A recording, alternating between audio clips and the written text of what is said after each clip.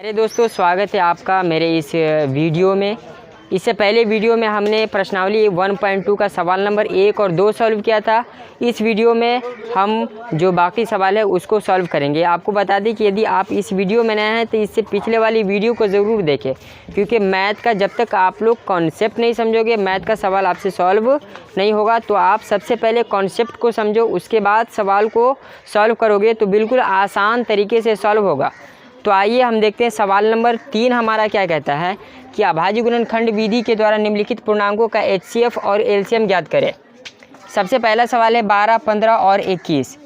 12 का अभाज्य गुणनखंड हो जाएगा 2 गुने 2 गुने 3। उसके बाद 15 का अभाज्य गुणनखंड हो जाएगा 3 गुने 5। उसके बाद 21 का अभाज्य गुणनखंड हो जाएगा 3 गुने 7। अब हम निकाल लेंगे, इसीलिए HCF बराबर हो जाएगा। देखेंगे तीनों में कॉमन संख्या कौन सी है, तो हमें 3 दिख रहा है यहाँ पे 3। तो HCF बराबर हमको कितना हो जाएगा 3, तथा LCM बराबर हो जाएगा 3 को एक बार, बाकी जो संख्या है सबका गुना हो जाएगा 2 गुने 2 गुने 5 गुने 7। अब हम गुना कर लेंगे, 2 पंचे 10, 3 दूना 6 सत्ते 42 और 42, 3 दूना 6 सत्ते 42, 42 में 10 से गुना 420। ये दोनों आपको HCF 3 और LCM 420 आंसर। अब हम सवाल नंबर 2 को देखिए, एकदम आसान है। सबसे पहले 17 का अभाज्य गुणनखंड आपको प्राप्त होगा 1 गुने 17। 23 का अभाज्य गुणनखंड आपको प्राप्त होगा 1 गुने 23। 29 है, 29 का अभाज्य गुणनखंड हो जाएगा 1 गुने 29। क्यों? क्योंकि ये तीनों अभाज्य संख्याएं हैं। आपको मैंने बताया था कि अभाज्य संख्या वह होता है जो सिर्फ एक के पहाड़े में आए और खुद के पहाड़े में आए, इसलिए इसका गुणनखंड सिर्फ एक और जो संख्या वही है।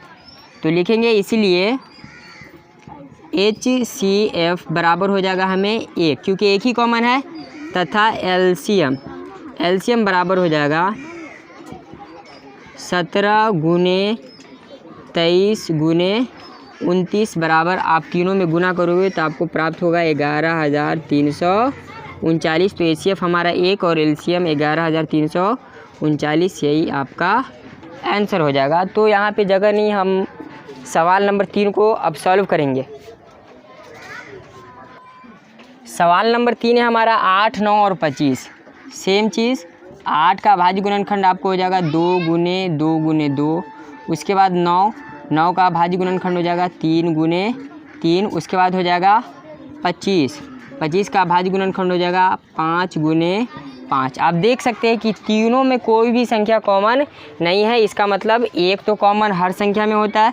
लिखेंगे इसीलिए HCF बराबर हो जाएगा 1, तथा LCM बराबर सबका गुना हो जाएगा, क्योंकि कोई भी संख्या कॉमन नहीं है एक के अलावा। 2 गुने 2 गुने 2 गुने 3 गुने 3 गुने 5 गुने 5 बराबर 8, 3 3 9 50 25। 8 9 72 में 25 से गुना, 25 दूना 50 के 0 हासिल 5, 25 7 175 और 5 180। मतलब HCF हमको 1 प्राप्त हुआ और LCM 1800। तो इस तरह से तीसरे सवाल का जो तीनों सवाल था, तीनों सवाल हमारा सॉल्व हुआ।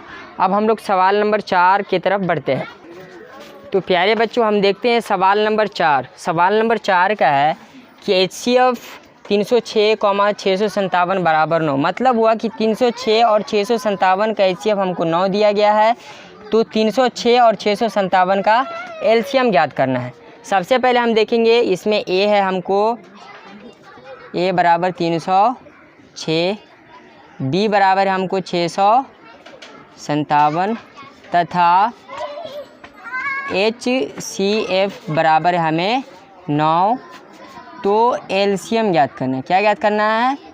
LCM। तो LCM बराबर व्हाट? देखते हैं फार्मूला से, चूँकि HCF गुने LCM बराबर हो जाता है A गुने B, इसीलिए हमको LCM ज्ञात करना है। तो यहीं पे एक फार्मूला बन जाएगा, LCM बराबर हो जाएगा आपको A गुने B बटे HCF एफ बराबर क्या हो जाएगा, ए है हमारा 306 गुने बी है 657 अब बट्टे एच से हमको कितना प्राप्त हुआ 9, यहाँ पर कट जाएगा 9 सत्ते 63 9 तिया 27 306 का हम 73 से गुना करेंगे 306 गुने 73 क्षेत्रीय का 18 3 तिया 9 6 सत्ते 42 3 सत्ते 21 प्राप्त हो जाएगा हमको 2 1 3 9 4 13 1 1 2 22 33 8 मतलब 22,338 आपको एलसीएम इसका निकल जाएगा।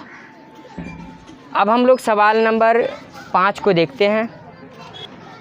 सवाल नंबर 5 कह रहा हमारा सेम जैसा हम लोगों ने एग्जाम्पल 5 को सॉल्व किया था।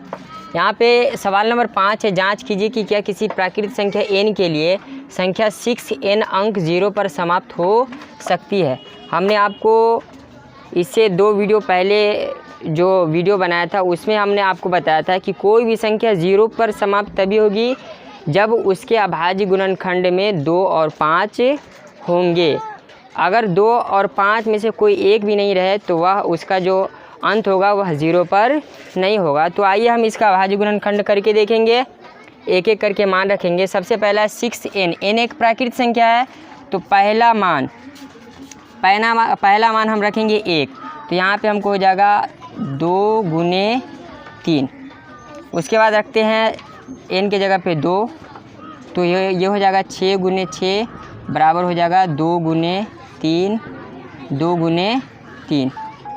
अगर n के जगह पे हम 3 रखें तो हमें प्राप्त हो जाएगा 6 गुने 6 बराबर 2 गुने 3 2 गुने 3 2 गुने 3। यदि n के जगह पे हम 4 रखें तो प्राप्त होगा हमें 6 गुने 6 बराबर हो जाएगा 2 गुने 3 गुने 2 गुने 3 गुने 2 गुने 3 गुने 2 गुने 3। इस प्रकार हम देखते हैं कि इसका जो गुणनखंड हमें प्राप्त हो रहा है यह 2n 5m के रूप का नहीं है।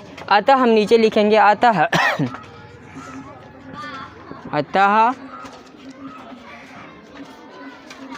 n के लिए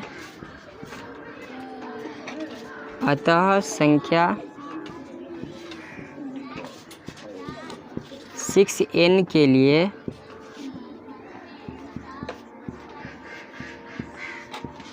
n का कोई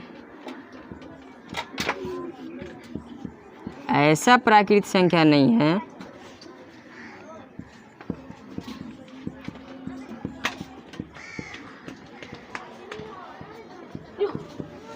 है जिसके लिए 6n अंक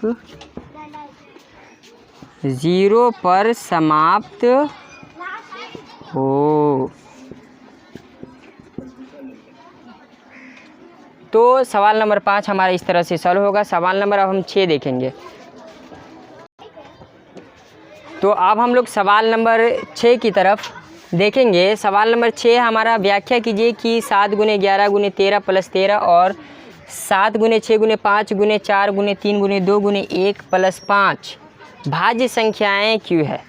हम लोग को पता है कि भाज्य संख्या होता क्या है, वैसी संख्या है जिसके गुणनखंड के अंकों की संख्या 2 से ज़्यादा हो। मतलब जब हम अभाज्य गुणनखंड करते हैं ना, तो यदि उसमें हमें अभाज्य गुणनखंड के अंकों की संख्या 2 से ज़्यादा होगी तो वह भाज्य संख्या होगी। तो आइए हम देखते हैं यह भाज्य संख्या क्यों है। लिखेंगे 7 गुने 11 गुने 13 प्लस 13 और 7 गुने 6 गुने 5 गुने 4 गुने 3 गुने 2 गुने 1 प्लस 5। यहाँ पर हम देखेंगे दोनों में 13 कॉमन है यहाँ पे, तो 13 कॉमन लिया जाएगा। 13 जब आप कॉमन लोगे तो इसमें बच जाएगा 7 गुने 11 और प्लस बच जाएगा 13 कॉमन लिया जा चुका है तो 1 बच जाएगा इसमें।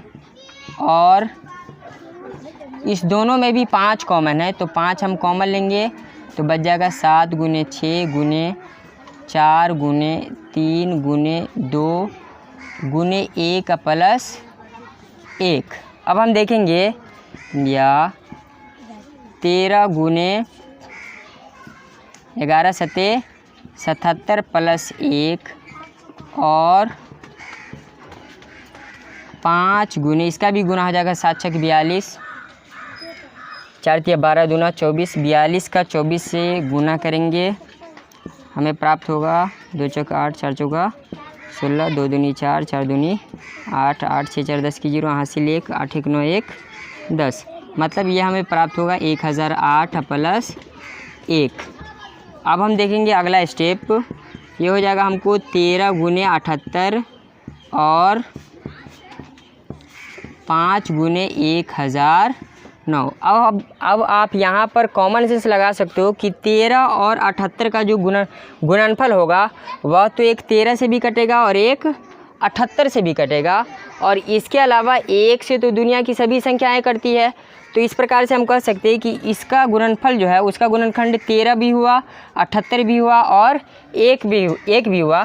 ठीक उसी प्रकार यहाँ पे इस दोनों का जो गुणनफल होगा वह 5 से भी कटेगा और 1009 से भी कटेगा, और 1 से तो कटेगा ही। तो इस प्रकार हम कह सकते हैं कि यह जो है भाज्य संख्या, अतः यह भाज्य संख्या है। तो इस प्रकार हमारा सवाल नंबर 6 तक सॉल्व होता है।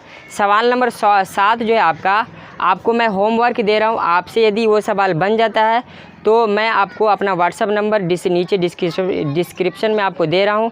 यदि आपसे वो सवाल बन जाता है तो आप हमें फ़ोटो खींचकर हमारे व्हाट्सअप नंबर पर भेजें। यदि नहीं बन रहा है तो आप हमें कमेंट सेक्शन में करके बताएं, ताकि हम उसका एक सेपरेट वीडियो बना के आपको मैं दे दूँ।